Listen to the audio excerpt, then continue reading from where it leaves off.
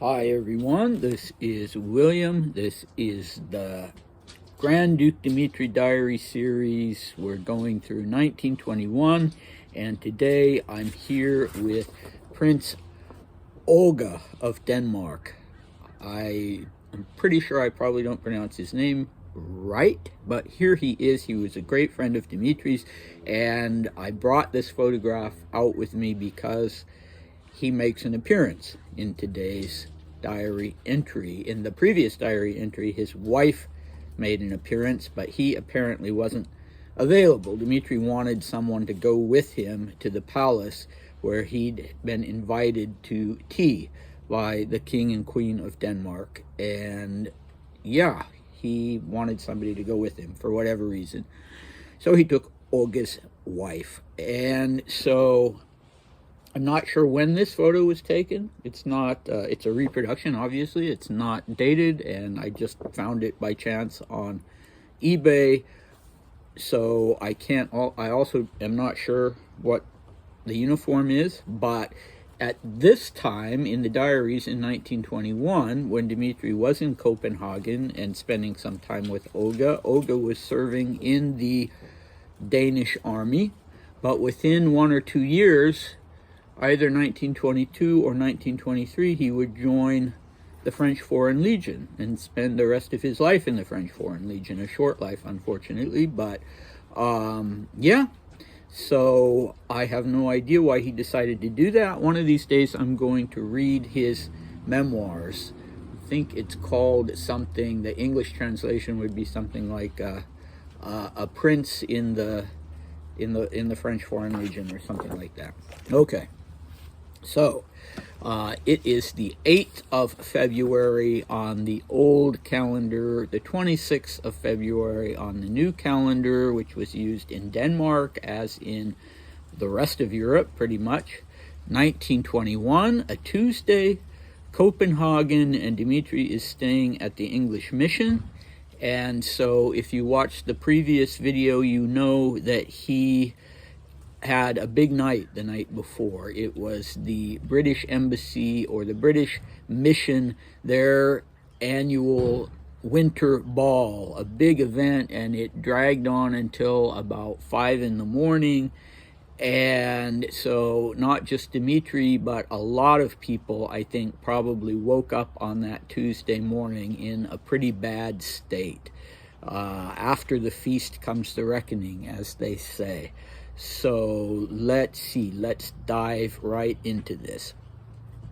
After such a long night, it goes without saying that I slept a long time and didn't open my eyes until around 11:30. I got up with a pounding hangover and didn't understand much. I had lunch at Empress Maria Fyodorovna's home, and naturally she tormented me about how terrible I looked. Vigo was there, and he was so ramally that it seemed like he was still drunk from the night before. After lunch, I went to visit Olga. He was on guard duty. The structure and general routine are very similar to ours, except that the company commander goes home at 5 o'clock and only has to have dinner with the king and then can again go to all 4 sides. The guard at the palace is made up exclusively of guards who in peacetime are a battalion and in wartime a regiment. The uniform is a little like the palace grenadiers with bearskin hats and old-fashioned ammunition. Their bearing is excellent. I got home around 3 o'clock and went for a drive with Lucia. I had tea at home, after which I wrote. I dined at home around 8:30 and went to bed very early. Okay, so an uneventful day following the exhausting day that had come before. So yeah, 11:30, that's late for Dmitri to sleep. He wasn't an early riser, generally speaking. It seems like when he was able, he liked to get up around 10 o'clock a.m., but it's good that he got his sleep, woke up with this horrible hangover, and it's interesting to me that he says that not only he says, I got up with a pounding hangover, and then he adds, and I didn't understand much. So, straightforward language, but I wish I had a better idea of what he meant. I wonder if sometimes he woke up feeling a little disoriented because he was in a new place. And, that's happened to me sometimes when I'm doing a lot of traveling. You wake up, you don't at first know where you are. And I suppose having a hangover would aggravate that. So maybe that's what he means. I always wonder when he says something that's kind of a little opaque. But anyway, Maria Fyodorovna is clearly accommodating him. I don't know how much she liked him. Maybe she liked him a lot. Maybe she didn't like him much. But this is his second invitation from her. And this time she's acting like, a genuine matriarch of the family, and it sounds like she's laying into him a little bit about how he looks because of this bad hangover. And maybe even though he had Savodnya, he had his valet, maybe he still nonetheless looked a little disheveled. I don't know. Or just she could see it in his face. Who knows? Maybe it worried her. Maybe it was in kind of a maternal way, but he uses this word that she tormented him or tortured him about that. It doesn't sound like she was teasing him. And yet there was this other guest here, or member of the household, who it sounds like looked even worse than Dmitri. So this time I've used the word Romilly instead of muddle-headed, but yeah, same thing. And it seemed like he was still drunk from the night before, but maybe that was his cure for the hangover, was to start drinking when he got up. But I enlist your help, any of you who have particular knowledge about the Danish royal family or about Maria Fyodorovna. So both I myself and my two colleagues in Russia who are doing their own annotations of the diaries, none of the three of us know who Vigo was. So Dmitri spells it in Latin letters Wigo. So I don't know how it's pronounced. I think it's a Danish name. There's this Scandinavian actor, I think Danish, named Viggo Mortensen, who was in the Lord of the Rings movies, and yeah, very good actor. And so I think it's a Danish Christian name, first name. So if any of you know who this might be, I would love to hear it. Dmitri is calling this person by his first name, and which is something he probably wouldn't do if he didn't already know him or hadn't already been introduced to him, and also something he wouldn't do unless it was a member of the family, I would think. So anyway, I'm sure there must be someone out there watching this who can fill me in on who Vigo is, and then I'll pass it on to my colleagues in Russia. So then he's talking about how the palace guard system works there. And the biggest source of information I've had of direct primary source information was from Dmitri himself when he was 14 and living in Tsarskaya Selo, and he doesn't say much, but you get some idea of what the situation there was like with whatever unit was on guard at the palace on any given day or week or month. I don't know. They would have different regiments come. It was a great honor. And, I don't know how long the rotation was for any particular unit. It sounds here like they pretty much just have one unit that does this in Denmark. They're in peacetime a battalion.